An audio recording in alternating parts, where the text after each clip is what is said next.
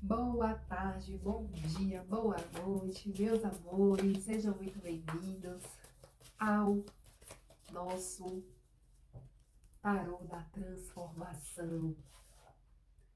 Olha só, mais um dia das nossas reflexões, né? Iluminadas, maravilhosas. Eu estou meio folha, com o nariz um pouquinho obstruído, porque eu consagrei um rapézinho aqui agora há pouco. Mas eu vou puxar a cartinha de hoje para poder a gente fazer a nossa reflexão, tá? Muita gratidão por vocês estarem aqui. Ó, a nossa cartinha de hoje é a busca, a carta da busca, carta de número 46. Não me lembro de já ter lido essa carta, eu acho que vai ser a primeira vez que eu vou ler junto com vocês. Eu tô toda aqui, ó, de coroinha, de tiarinha de flores, que os meus irmãos, meus parentes trouxeram pra mim, os cariri chocó. Vou botar minhas peninhas aqui pra frente pra vocês verem. Ai, gente, é uma tiarinha que o pessoal, as meninas utilizam, as moças, as mulheres, lá, né, da tribo, da aldeia dos Cariri Chocó. E aí eu ganhei essa de presente, assim, que trouxe pra mim junto com a esposa dele, com a Aline, pra poder eu utilizar nos meus trabalhos. E eu tô desde ontem trabalhando com ela, né? Claro. Então, a carta da busca tem como subtítulo A Procura da Casa de Deus. Reúna toda a sua coragem e mude tudo. Você continuará existindo, mas de uma forma tão nova que não conseguirá voltar à sua vida antiga. Haverá uma descontinuidade. A antiga vida era tão pequena, tão insignificante, tão mesquinha, e a nova é tão vasta. De uma gota de orvalho você se torna um oceano. Porém, a mesma gota de orvalho caindo da folha de lótus estremece por um instante. Ela tenta se segurar um pouco mais, porque ela pode ver o oceano. Depois de cair da folha de lótus, ela terá desaparecido. Sim, de certo modo não existirá mais, pelo menos não como gota de orvalho. Mas não será uma perda. Ela terá se tornado oceânica. E todos os outros oceanos são limitados. Apenas o oceano da existência é ilimitado. Que lindo, né? Eu acho que isso casa perfeitamente bem com a carta de ontem, que foi a carta da preocupação, quando eu meio que bati na tecla aqui para vocês deixarem a preocupação de lado, deixarem os medos de lado, pararem de se cobrar tanto, parar de se exigir tanto e finalmente descansar. Descansar sendo você mesmo, descansar na aceitação de tudo aquilo que você é, de tudo aquilo que você já tem. Descansar no sentido de não buscar, Paloma, se eu descansar demais eu posso me acomodar e de repente eu posso estagnar e eu posso continuar sendo a pessoa imperfeita. Então eu preciso estar em movimento buscando a tal perfeição. Aqui a gente pede, né? A carta pede que você reúna a sua coragem e mude tudo. Mas é uma mudança, gente, que ela parte internamente. Não é uma mudança externa, porque eu sempre digo a vocês, a mudança externa ela acontece por espelhamento, quando você muda o interno, né? E se você não pode parar por completo a ponto de estagnar e continuar sem se lapidar, sem fazer a sua reforma íntima. Porque se não há reforma íntima, também não haverá salvação, não haverá ressurreição, não haverá a reconstrução do novo ser, do novo tempo. Não haverá o encontro íntimo com você mesmo, com a sua essência. Automaticamente não haverá iluminação. Lembra do acidente supremo? A carta do acidente supremo ela fala exatamente sobre isso. O acidente ele acontece a qualquer momento, só que ele não está no nosso controle. Só que para ele acontecer, a gente precisa estar fazendo alguma coisa. Coisas a gente faz para poder que o acidente supremo aconteça. Só que é um fazer, gente, num estado de relaxamento. É uma busca, só que no estado de um relaxamento. É uma busca onde você consegue equilibrar a sua busca com a total aceitação daquilo que você tem, daquilo que você é nesse momento. Então, quando a gente empreende essa busca, a gente empreende também o movimento de aceitação das sombras, tanto das sombras que a gente carrega internas, como a gente pode descrever como nossos defeitos, né? Como nossas características não tão positivas, quanto as sombras alheias, as sombras externas, porque a gente passa a aceitar melhor também a sombra do outro, a gente passa a aceitar melhor o defeito do outro que convive ali com a gente gente passa a aceitar a sombra do nosso ambiente de trabalho, que às vezes é um ambiente pouco destrutivo, tóxico, um pouco abusivo, né? A gente passa a aceitar. Eu não estou falando de uma aceitação correlacionada com tolerância, que é aquela tolerância desgastante, onde você tolera tudo, mas você vai se enchendo com aquele lixo e você fica com aquele lixo todo acumulado dentro de você. O objetivo aqui não é esse, né, gente? Pelo amor de Deus. Mas eu tô falando de uma aceitação aonde você aceita e libera, aonde você acolhe a sombra, abraça ela e integra esta sombra com a tua luz. E qual é a tua luz? A tua luz é a consciência. Compreende? Então até aqui eu acho que deve ter ficado um pouquinho claro. Vou dar continuidade à leitura. Falei muitas vezes sobre o lindo poema de Rabindranath Tagore. O poeta estava à procura de Deus havia milhões de vidas. Ele o viu algumas vezes, ao longe, ao lado de uma estrela, e começou a se mover naquela direção. Mas quando chegou à estrela, Deus tinha ido para outro lugar. Ainda assim, ele continuou a procurar, pois estava realmente determinado a encontrar a casa de Deus. E para sua grande surpresa, um dia ele encontrou uma casa em cuja porta estava escrito: Casa de Deus. Você pode imaginar o contentamento dele, seu êxtase. O poeta subiu correndo os degraus e, na hora que ia bater na porta, sua mão ficou paralisada. Pensou: se essa for mesmo a casa de Deus, então estou acabado. Minha busca terminou. Me identifiquei com essa busca e não há nada mais que eu conheça. Se a porta se abrir e se eu estiver diante de Deus, a busca terá terminado. O que farei depois? Ele começou a tremer de medo, tirou os sapatos e voltou a descer os magníficos degraus de mármore. Seu medo era que Deus abrisse a porta, mesmo sem que ele estivesse batido. Depois começou a correr o mais rápido que pôde. Achava que estivera correndo atrás de Deus o mais rápido possível, mas nesse dia ele correu ainda mais e nunca olhou para trás. O poema termina assim: estou em busca de Deus, conheço sua casa, então evito passar por perto e procuro em todos os outros lugares. A empolgação é grande, o desafio é grande, e em minha busca continua a existir. Deus é um perigo, eu seria aniquilado. Mas agora não tenho mais nem medo de Deus, pois sei onde ele mora. Então, evitando a casa dele, posso continuar procurando por ele em todo o universo.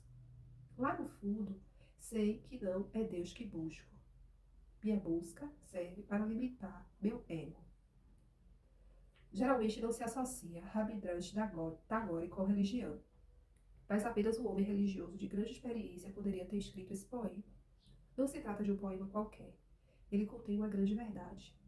A situação é esta: a bem-aventurança não permite que você exista. Você tem que desaparecer. É por isso que não vê muitas pessoas felizes pelo mundo. A infelicidade alimenta o ego, e é por isso que há tantas pessoas infelizes nesse mundo.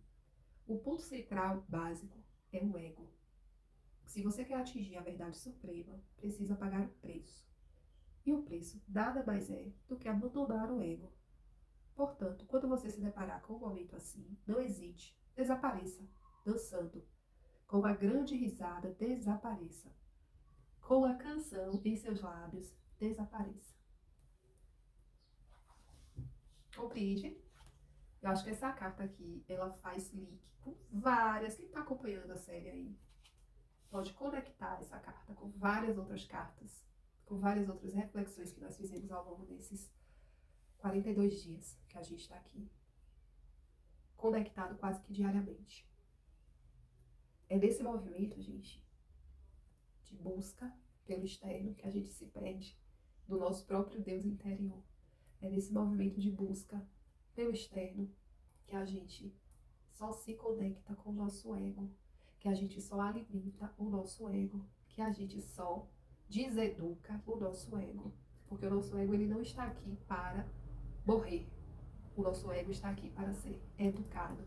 E de quem é a responsabilidade quanto à educação do seu ego? Somente nossa. Então eu tenho responsabilidade somente pelo meu próprio ego e você tem responsabilidade somente pelo seu próprio ego. Por isso que Jesus dizia que a salvação é individual. Não existe como outra pessoa, outro ser salvar. Só você pode salvar a si mesmo. Só você pode parar de buscar fora aquilo que está dentro.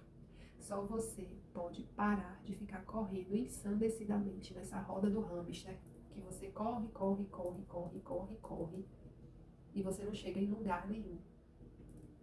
Então, é necessário o movimento da desaceleração para que você consiga alcançar esse estado de educação do ego, até que esse ego ele consiga desaparecer, porque ele tá tão educadinho, ele foi tão bem educadinho por você, que é que nem aquelas crianças que são tão bem educadas, e eu não estou falando de crianças reprimidas, de crianças que foram abusadas, oprimidas, né, ameaçadas.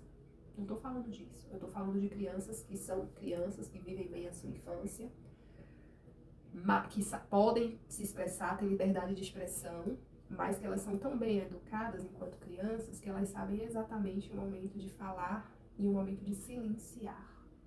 Então, com o nosso ego funciona mais ou menos assim. O nosso ego, quando ele está bem educado, quando a gente faz esse trabalho de reforma íntima e autoburilamento, aceitando os nossos próprios defeitos, aceitando a nós mesmos como somos, porque também faz parte do ego apontar o dedo, julgar e ficar o tempo todo ali só apontando os seus defeitos, só validando as suas características negativas e fazendo com que você esqueça daquilo que é positivo em você. A exemplo, se você recebe um elogio hoje, não leva horas, você já se esqueceu desse elogio que você recebeu, correto? Às vezes você fica com ele durante horas, mas passa uns dias, passa umas semanas, passa um mês, você já esqueceu. Agora, recebe uma crítica hoje, recebe um dedo na sua cara, um apontamento, um julgamento. Ah, fulano, você não presta, você não vale nada. Aquilo ali dói, aquilo ali maltrata, naquilo ali a gente cria aquela mágoa, naquilo ali a gente começa a ressentir, e a gente fica com aquele ressentimento, com aquela lamentação, levando isso pra vida. Por quê? Porque isso faz parte do ego. É a forma que o ego tem, né, de crescer, de expandir cada vez mais e de silenciar a voz do eu superior, de silenciar a voz da divina presença, a voz da essência. E aí você não controla, você não educa, você não está atento àquilo, você não está orando e vigiando como você deveria. Se você tivesse, você estaria, né, prestando atenção naquele movimento que é seu com você mesmo, que nada passa de um diálogo interno, daquilo que você alimenta nas suas conversações mentais, daquilo que você deixa a sua mente devagar, se distrair. Compreende? Então, gente, é o momento agora da gente fazer essa busca sim, empreender essa busca sim, mas com autocompaixão, com autorrespeito, com autoacolhimento, trazendo pra gente esse lugar de relaxamento, de desaceleração, aonde a gente pode, com muito amor, com muita tranquilidade, ir educando o nosso ego até que ele se torne aquela criança bem educada, que sabe o momento de falar, mas que sabe também como falar, como se expressar, né?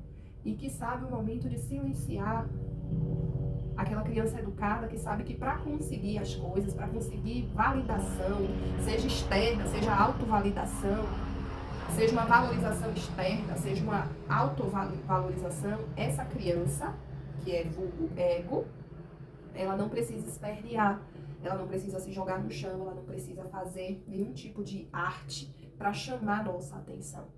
Que geralmente essas artes, elas vêm em forma de autossabotagem, né? Então, se observem, né? Acolham tudo isso que eu trouxe para vocês, percebam como é que isso pode impactar positivamente a vida de vocês, o que é que vocês podem extrair de todo esse contexto de bom. Filtrem, porque, lógico, tudo que vocês escutam, tanto aqui de Paloma quanto aí fora, vocês precisam aprender a filtrar e fique somente com aquilo que lhe dá paz, com aquilo que lhe traz contentamento, com aquilo que faz seu coração relaxar. Todo o resto, o que tira a tua paz, o que tira teu estado de contentamento, o que tira teu estado de relaxamento, não te faz bem. Tudo que não te faz bem, você só fica e acolhe e permanece agarrado àquilo se você quiser, até o ponto que você quiser. Desapegar é preciso, soltar é preciso. Desaparecer em meio à vastidão é preciso. Assim como a gota de orvalho treme de medo antes de cair da flor de lótus e atingir o oceano. Porque ela não sabe o que é que vai estar ali, porque ela sabe que ela vai deixar de ser ela mesma. Então, nosso ego, ele também treme de medo toda vez que a gente empreende um processo de educação de ego. Então, você vai ter medo do novo, isso é natural. Mas você pode, sim, controlar esse medo, você pode, sim, se manter firme e se permitir, como gota do orvalho, cair nessa vastidão que é o oceano e se tornar uno com esse oceano, que nada mais é do que a vida, que nada mais é do que a existência. E aqui o texto fala lindamente, né? Todos os oceanos são limitados, mas a vida, a existência, ela é ilimitada. Então, quando você se permite soltar, desapegar boiar, respirar e relaxar, desacelerar, simplesmente fluir junto com a vastidão que é o oceano, automaticamente, com licença, viu, que meu nariz tá querendo escorrer aqui, eu não vou levantar pra pegar o papel. Depois eu boto o vestido na máquina e lavo. Coisas que vocês só vão ver nos vídeos de Paloma, viu, gente? Eu acho que mais ninguém faz esse tipo de coisa. Enfim, eis aqui a minha autenticidade. Então, quando vocês se permitem relaxar e fazer parte dessa vastidão que é o oceano, automaticamente as preocupações elas se vão. Automaticamente você ancora o quanto, um percentual de luz muito maior, que vai aos poucos abraçando e acolhendo as suas sombras e as sombras que se apresentarem para você em formas de projeções externas.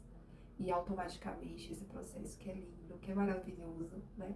Que é o processo da espiral evolutiva do ser humano, que é o processo da ascensão, que é diferente da roda de Sansara, ó, que você está preso. Aqui você está solto, aqui suas asas estão batendo e você está voando, né? Em sentido o quê? Em busca de algo maior, em busca de algo melhor. E sem ter medo de se entregar, de fato, a Deus. Porque aqui o homem teve medo, ó, nem bateu na porta. Entende? Mas você não precisa ter medo. Você pode ir. E mesmo que você tenha medo, você também pode chamar o medo para perto de você, acolher, abraçar o medo e dizer, vai, vamos medo, vamos comigo, eu vou com medo mesmo. Tá bom? Um beijo grande no coração. Até amanhã. Fiquem com Deus. Boas reflexões.